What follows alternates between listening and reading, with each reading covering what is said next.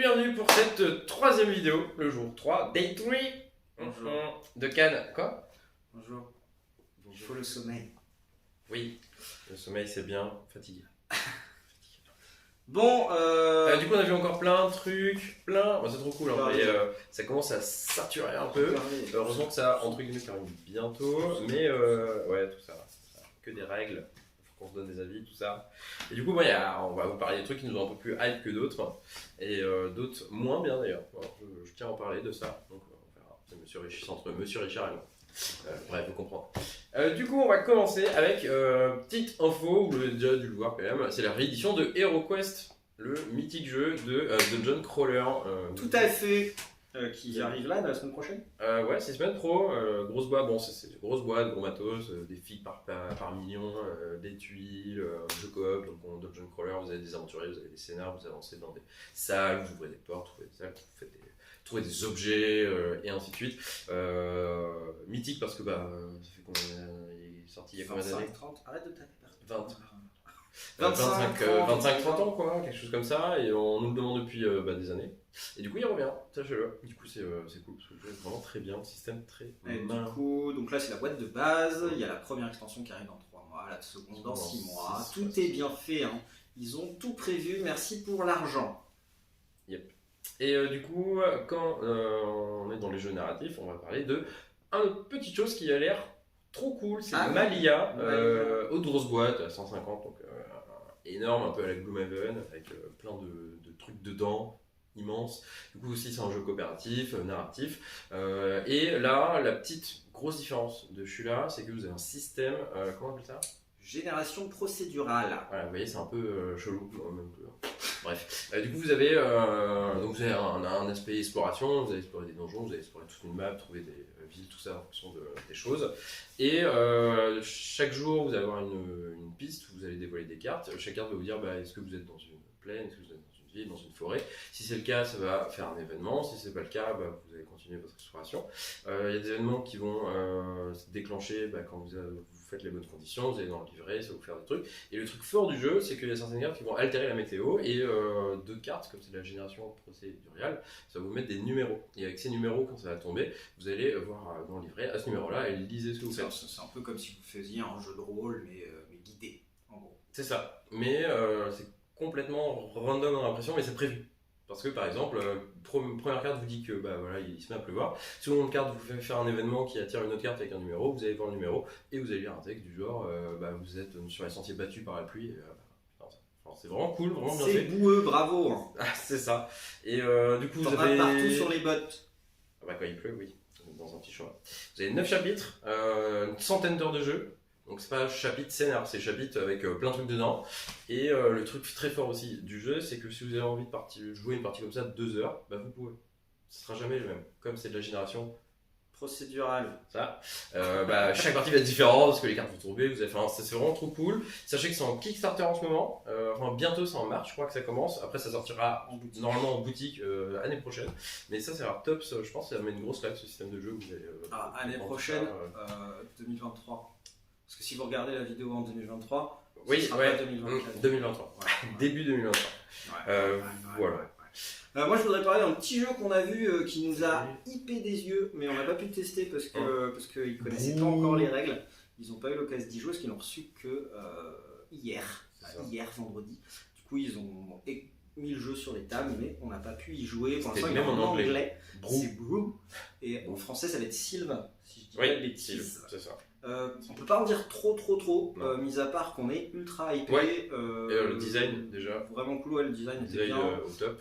T'as des dés, tu as l'air de poser pour déclencher des actions. Ça fait de la majorité en même temps. Voilà, c'est l'air d'être vraiment chouette. Voilà, on s'est dit trop bien, on veut, explique-nous. Et on se dit non. Je sais pas. Ils ont dit non.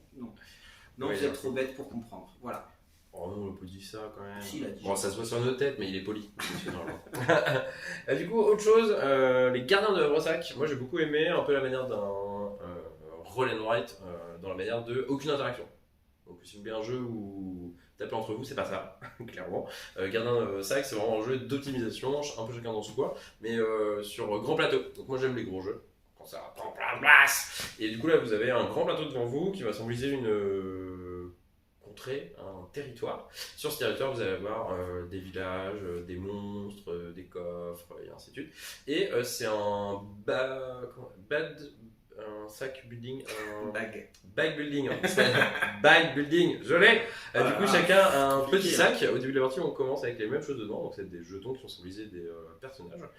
Chaque tour, on le fait tous en même temps, donc c'est assez fluide. Ça ne veut pas trop perdre de temps. On fait chacun notre truc, comme je vous ai dit. On fait pas des grandes choses entre nous, mais c'est vraiment cool.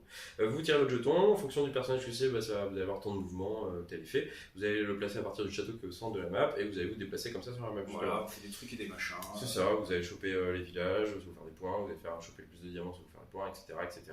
Et avec la thune que vous récupérez, vous allez acheter de nouveaux jetons que vous allez mettre dans votre sac. Et du coup, vous allez avoir de plus en plus de trucs à faire, de plus en plus de trucs à mettre, de plus en plus de manières de gagner des points et des petites stratégies différentes parce que vous pouvez prendre plus de jetons de ça pour faire ça, etc. Et du coup, ça a l'air trop cool. Très bien. Backbuilding, c'est pas trop utilisé en France en vrai, je trouve. Je sais pas. Pas trop, mais oui, ça existe, hein, mais c'est pas trop utilisé. Et c'est quand même rafraîchissant, du coup, je trouve. Voilà. Chips. Parce qu'on a faim bientôt aussi, encore. C'est pas à manger. Ouais, alors c'est chez nos copains de Blue Orange, ouais. Il me semble. Très beau. Chips, ça s'appelle chips comme les chips qu'on croque. Et c'est dans un paquet de chips. Oui. Et là si c'est pas thématique. Et c'est pas à manger. Non, tu peux les manger, mais c'est du carton, quoi. Du coup, petit truc rigolo, donc on joue vraiment dans un paquet de chips, mode petit paquet de chips individuel. On plonge sa main à l'intérieur, on va sortir des tuiles, des trucs et des trucs. Les tuiles représentent des feuilles de chips, je sais pas si on dit des feuilles de chips. Des chips, des morceaux de chips, des chips. Des tuiles. De différentes couleurs, du coup, qui représentent des types de légumes, de trucs utilisés pour faire des chips. Et vous avez la chips à la courgette. De la carotte, de la courgette, des trucs. Pas très bon, ça. Il y en a 5 ou 6. Et du coup, c'est un peu un jeu de guessing. C'est qu'est-ce qui va arriver à la fin pour marquer des points de victoire, qu'est-ce qui va rester, etc. Le but du jeu, c'est de faire un maximum de points pour être vainqueur. C'est ça. Mais le truc malin, c'est que vous allez tirer les chips. Une par une. C'est genre. Il y en a 3 en premier qui sortent, après 3, après 2, des trucs comme ça. Du coup, vous avez des informations qui arrivent au fur et à mesure en fait. Et dans votre main, vous avez des cartes avec des objectifs qui vous disent à la fin, il faut qu'il reste ça, ou il faut qu'il y ait que ça, et ainsi de suite. Et en cours à chaque tirage, tous les joueurs vont devoir éliminer les cartes de leur main. Et à la fin de la partie, petit twist, il vous reste 3 cartes. Il y a une carte que vous devez mettre avant le tirage final sur la gauche. Ce sera la carte, si elle est faite, vous perdez des points. Et les 2 autres vous font gagner des points. Et voilà, c'est tout. Très con, très simple, mais ça marche super bien. Super partie, packaging. Ouais. Nickel, hein, les paquets de chips. C'est comme notre petit jeu ramen Fury qu'on aime bien chez nous. C'est pareil, ça sera à côté. Vous voulez des ramen ou des chips, à vous de choisir. Voilà. Oui, non, ça c'est cool, mais c'est pas terrible. C'est ça. Et chez les mêmes potes. Ouais, tout pareil, un jeu d'enquête qui m'a hypé de hypation. Là, la hypation totale. Faut que je me trouve des copains pour le faire parce que celui-ci c'est pas un jeu, parce que j'aime bien les jeux d'enquête, je les fais souvent en solo, mais celui-ci je pense que je le ferai avec des gens parce que vraiment beaucoup donné envie. Du coup c'est une enveloppe quand tu joues. Tu as une enveloppe comme ça t'achètes une enveloppe. Je pense qu'ils vont changer le packaging, ils nous en parlaient. Changer le packaging pour les boutiques, mais de base c'est une enveloppe. Dans cette enveloppe tu l'ouvres, tu la décraftes comme une enveloppe, tu ressens un courrier chez toi. Et tu as une quinzaine de feuilles à l'intérieur. Ces feuilles ça peut être une facture. Ça peut être un PV, ça peut être une liste d'appels, ça peut être une photo, ça peut être un relevé bancaire, etc. Une pub, un journal, etc. Et les vrais trucs de la vie, hein. Pas genre photocopie, texture et tout, c'est la même. Genre la facture de téléphone que tu reçois tous les mois là. On voit que c'est très immersif. Pas beaucoup Tati. C'est pas bien de pas appeler Tati. On a la preuve nous maintenant. Fais gaffe. On te ziote. Enfin bref, du coup, tu te démerdes, t'interagis avec tout ça. Petite particularité, de temps en temps, t'as souscrit une assurance, par exemple, à assurance.com. Tu tapes assurance.com sur ton ordinateur, et là, comme par magie, ils ont un site internet, assurance.com, qui va te donner des renseignements, des infos, etc. Ils ont été plus loin que ça, ils ont créé des faux profils sur Facebook, des faux profils sur Instagram, sur Twitter, sur les réseaux sociaux en général. N'oubliez pas de rejoindre ceux de Jeux Bar Boutique le petit passage promo. Du coup, on va retrouver des éléments dessus. Chut. On va retrouver des petits éléments dessus. Des éléments pour résoudre l'enquête. Donc, on a un petit indice, etc., etc. Et on avance comme ça petit à petit. Le but du jeu, c'est de trouver qu'est-ce qui se passe, quoi qui s'est passé, où on va, quoi qu'est-ce, où on vage, etc., etc. Ma première vue, la deuxième enquête va encore plus loin. Au début de l'enquête, vous devez envoyer votre numéro de téléphone via un message ou mail. Et en fait, à un moment donné, on va vous appeler. Mais qui m'appelle pendant que je fais mon jeu d'enquête? Laissez-moi tranquille. C'est l'enquête qui vous appelle entre guillemets vers une voix robot ou autre et qui va vous dire il faut ouvrir cette enveloppe. Et ça coïncide à première vue, ce qu'ils nous disent, on n'a pas pu vraiment tester, parfaitement au moment où pour vous, il faut l'ouvrir. C'est niveau timing. Et ils ont vraiment fait beaucoup de parties en test, ce qu'ils nous ont dit, pour savoir à peu près à quel moment les gens normalement arrivent à ce moment-là pour que ça appelle. Et du coup, l'immersion quoi. Vous faites votre truc et tout, vous êtes appelé, il y a ce problème-là, il faut ouvrir ça.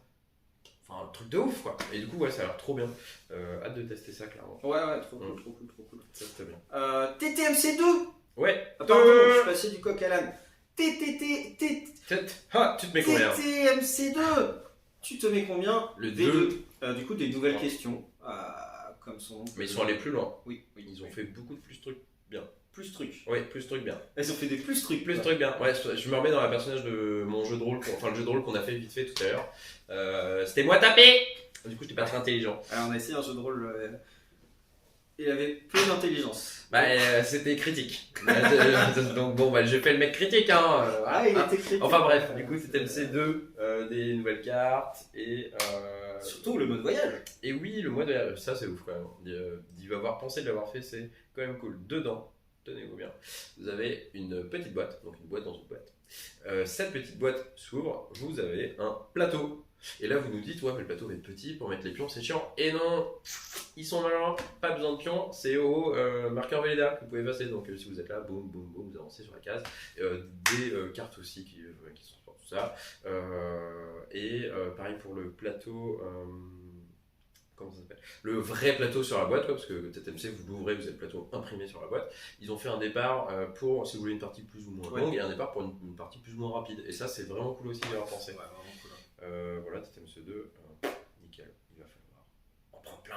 Et chez Pixie, du coup, parce que c'est le distributeur, éditeur, tout ça, on a vu deux petits trucs qui nous ont bien. Alors, un Insider Black, du coup, un peu le Insider V2.